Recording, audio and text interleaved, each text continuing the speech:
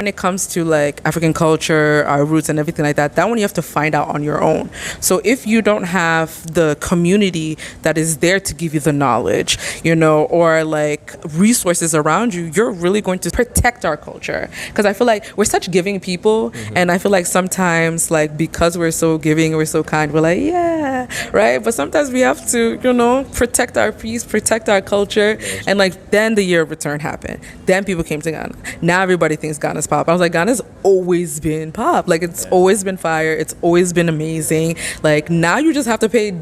People were coming up to us and was like, wow, that was amazing. Like, wow, like you guys can really move. Like I've never seen moves like that. Like love the song choice. I've never heard a song like that. Wow. I'm now going to download it. You know what I mean? Who was that artist? Like things like that. And then that's how. Welcome back to my YouTube channel. I go by the name Me, Myself, and I. Epic it was. Remember to like and share to this amazing video. I always want to say a very big thank you for always doing that. I'm here with... So my name is Diana, Tete, last name. So like literally most of my life, I moved to New York when I was about maybe 2. So from 2 to the age I'm at right now. Wow, that is so amazing. So what are some of the, kind of up and downs that you've had moving from Ghana to the UK? To the US. To the US. Yes. I think that one up and down, I think, has to do with my identity. Because when we moved to New York, our family was like, listen, yes, we're in New York, but you're Ghanaian. So like the household is Ghana inside New York. So a lot of our upbringing was based on that. So having kind of like everyone in New York see us and be like, oh, like you're Ghanaian, like this is Ghana. But then like when coming back here, having people being like, oh, you're an outsider, like you're a New Yorker, you're an American. So it's just like that, I think, fight between the identity where it's just like I say I'm Ghanaian, and then a Ghanaian will come up to me like, oh, you're American. It's just like no. Even though like, okay, I got both passports and stuff like that, but like my parents did a very good job of just like instilling our culture into us. Because like even when we were like younger and when we would have like breaks, like summer break, we would spend them in Ghana. So they were like, okay, yeah, like school's finished, wrap it up, let's pack up, let's go to Ghana. So we were always going kind of like back and forth. So they want us to know that like these are your roots. So that's why it's so important to me. Wow, then Charlie, your family have done really, really amazing stuff. And I have to say a very big thank to your family that they've been able to, bring out the best in you guys and also the culture of Ghana, not forgetting where you're coming from. You being African in the UK, right? The US. The US. That's a tribute to the UK, right? Oh, serious. So, from the US, what makes you comfortable with them? So there's going to be a level of comfortability, but it's not going to be 100% comfortable. Just because of the fact that like, with like the US and like racism and things like that, just knowing that someone can see me and my color of my skin and like literally not like me for any apparent reason, right? But I like to do the thing where it's like, if you show me respect, I show you respect. We're all people. So therefore, like, if you come to me, whether you're white, black, Asian, or anything like that, and you come and you show me respect, I have nothing but respect for you. I live by enjoyment. Like, I'm an enjoyment ambassador. So if you want to come and enjoy with me, let's enjoy together. And I think that also, like, our upbringing in terms of our schooling, we went to like international schools. Okay. So therefore, like, I, got exposure to different cultures, different, races and ethnicities. So that just like made me like, and just like my siblings, like my family, just like more like well-rounded. But like, don't get it twisted, depending on like, where you are, it's a little different. So, and also like being like from New York, like living in New York is different from living like in the South and things like that. So like they're like way more liberal like in New York. So I think that also plays like kind of like a big difference. Wow. So let me say that African Americans over there, do they see you as African? How do they respond to you?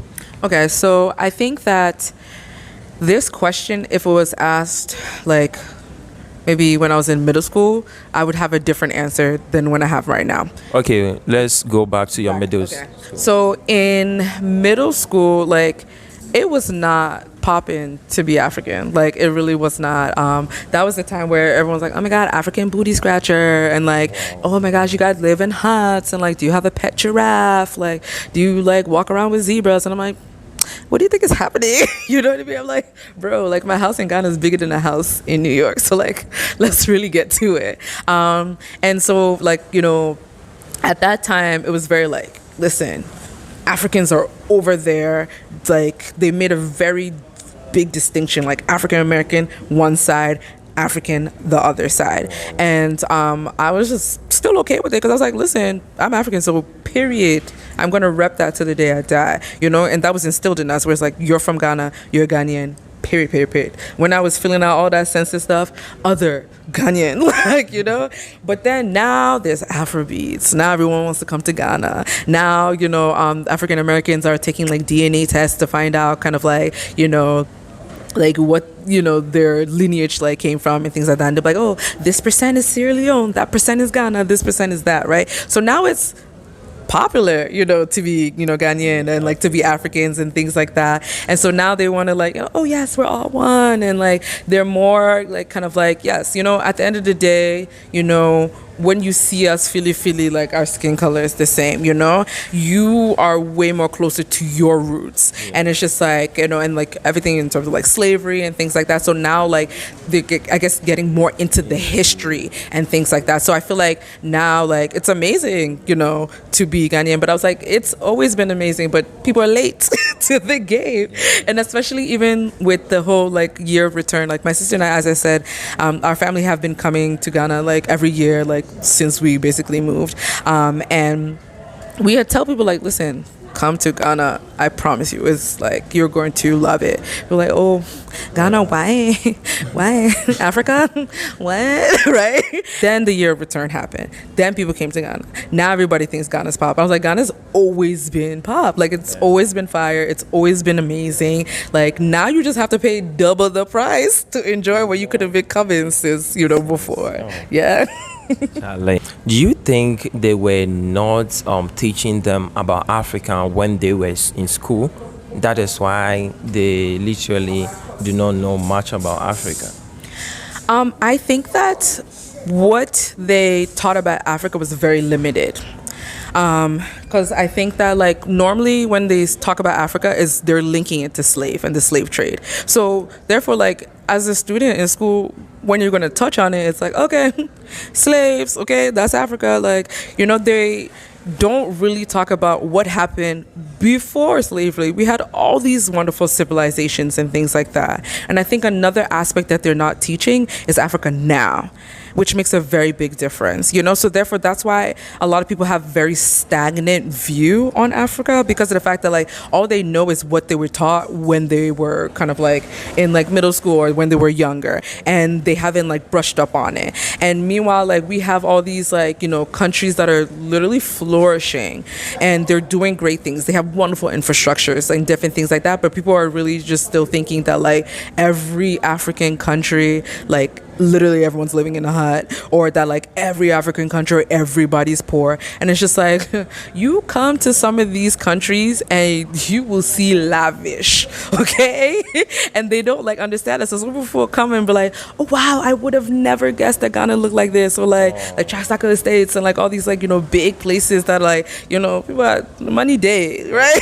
Money day, l'argent, kudi, idée, right? But like they're not being taught those things. And in terms of like U.S. history and stuff, they'll go really in depth about that kind of stuff, but like they are just like, oh, like that doesn't impact us, Africa's over there. So therefore like they're not really incorporating kind of like new age Africa, like the developments that are happening, like, you know, more chapters than just like the slave trade.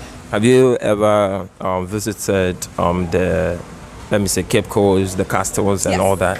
Yes, our parents definitely made sure we went there and experienced that too. And they were like, yeah, like we want you to be cultured. We want you to know like more than just Osu, like, you know, we want you to, you know, really explore Ghana and be like, yes, like I know Ghana, you know, and like all parts of it. So we still visit our village, we still have our family, and that's really important to us. It's just like having that connection. You know that there's a whole lot of negative things about Africa in the Western. Yeah. There's a lot of like stigmas that have like kind of like stuck, and in terms of even just like education is so important, and because like people aren't finding the time, because that's the thing, is like in terms of like school, most things you will learn in school, but yet when it comes to like African culture, our roots and everything like that one you have to find out on your own. So if you don't have the community that is there to give you the knowledge, or like resources around you, you're really going to still have that stagnant view. And like we are very blessed to have parents that like they were like, listen, you are going to know, like, and like for example, language. So we're Ewes, so we speak Ewe. And someone over there will say, how do you speak Ewe? Can you say some certain things? Yeah, I'll say, like, for me, I understand Ewe more than I speak it.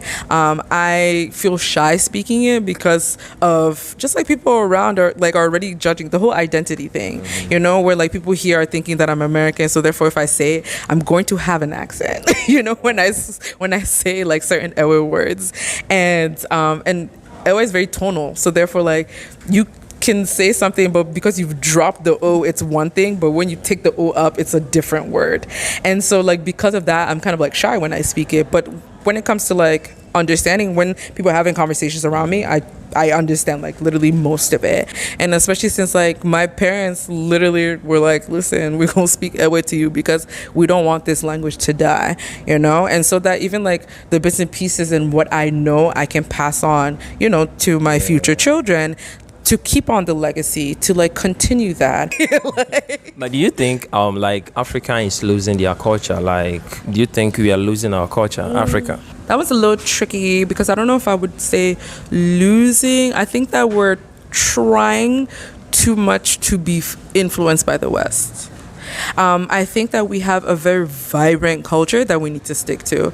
I think that Ghana, like, so it's kind of sad because like we're like looking outwards when we should be looking inwards, where it's like we have so many riches, we have so much that we have here that we should be developing. Meanwhile, like other people are looking at Ghana, but Ghana is looking elsewhere. So it's just like we have so much strength here, we have so much culture here, so it's just like holding on to that and like just growing that, I think, is like the best for Ghana, because like maybe certain things like like for example like Afrobeats is like now taking over the world and things like that. It's just like that's here, you know what I mean? So it's like having pride in our roots and our culture, because like eventually the rest of the world is going to catch on, and that's what's happening, and I feel like sometimes when we grow faster than we can plan for, that's where things get lost. And like we want to blow, want to be big, want everyone to come, but it's just like wait, let's really build our infrastructure. Let's really exactly they have something like a foundation. If the foundation is not strong, it's gonna be break anytime. Exactly. So it's just like like really in terms of our culture, like doing things like having our history written, so that like as things go on, like we can still look back and read it and be like, yes, like having like our artwork like trademarked and different things like that, where it's like, so if it goes elsewhere, that came from Ghana, copyright, like these kind of things, where it's like sometimes like we do things on like kind of like the surface level, but like there's way more things that need to be put into place to protect our culture, because I feel like we're such giving people, and I feel like sometimes like because we're so giving, we're so kind, we're like, yeah, right, but sometimes we have to protect our peace, protect our culture, and like implement things that will continue to protect it as we grow as people. Because as we like know, like for example, like even like the kente, and there's like a lot of our fabric and like our jewelry and different things like that, we have people outside that are copying it, and they are making more money than us, so it's like, what laws can we put into place? Like what things can we do to make sure that like our culture stays our culture and it stays protected? Wow, Charlie, she said a whole lot of things. I want to know a bit about what you also do that you think you can do outside there and come back home to come and establish something that may for the country, for the community? What are some of the things that you think you can be able to do? Oh, of course. So, one, my sister and I are dancers. We're together. We're called Jam is GH. Okay. Follow us on Instagram. Shameless plug. So that's one thing where it's like we know that our dancing skill is a God-given talent. So we're like, it would be selfish of us to keep it to ourselves. Okay. So we also call ourselves enjoyment ambassadors. So people who follow us know that like once you are part of our team, you're an enjoyment ambassador. So what we can do to spread our culture and also like put smiles on people's faces. So like, when it comes to like stuff like dance classes or events and different things like that, that's what we're doing. And we also want to break into like the nonprofit sector in terms of working with nonprofits to bring the Ghanaian culture. So therefore like, if there's like a festival that's happening or an event that's happening, we can come and be like, yes, like we're repping Ghana, And so it's like being in spaces, because a lot of times we like to stay in our own space in terms of like, Africans, we're like, okay, especially like in New York, we're like, oh, it's an African party, so it's Africa, right?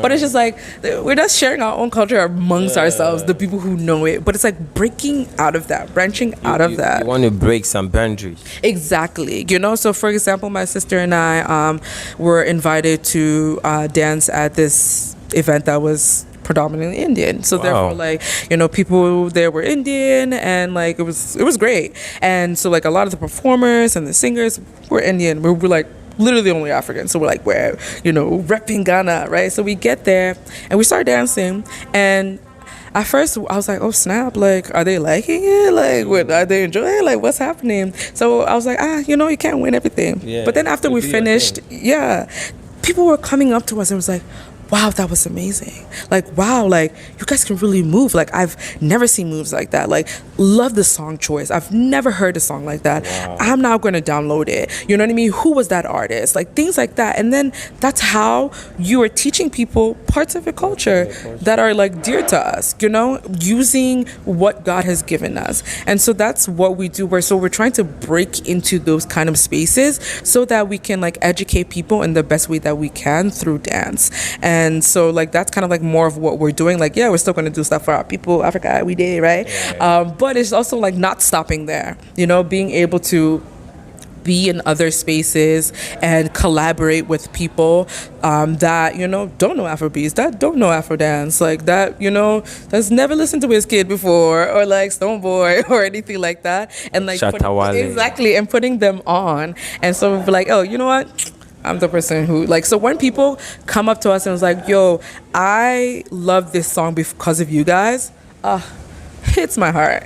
I love it because of the fact that, like, that to me is like, so it's the small things. Like, I cherish those moments because it's like, wow, because of something that I have done, you now know this song, and like music is a very big part of our culture. It's a therapy. And so it's just like things like that is just like what brings us joy and like kind of like moves us and keeps us moving forward. So that's why we want to work with organizations and we want to work with people who, are about bringing culture and not only one culture, but like a mix of it. So that's kind of what we're doing. And then a plug from my sister. She right now is getting her master's in public administration. Wow. And she wants to actually form a nonprofit organization called Glorifying Blackness.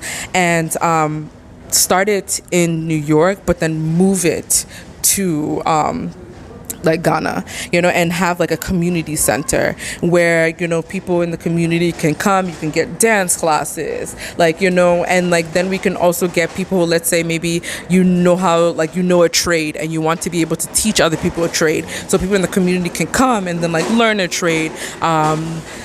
Doing different things where it's just like people can just there's a calendar, you go and then you're like, oh, they're doing this today, I want to come and I want to dance. Or like they're making smoothies, I want to buy a smoothie. Like, you know what I mean? Or they're doing a workshop on like women empowerment, perfect, I want to come and sit down and do something like that. So that's kind of like the long-term kind of like goal. And my sister is literally doing amazing strides to push that forward. So I'm here to support 100%.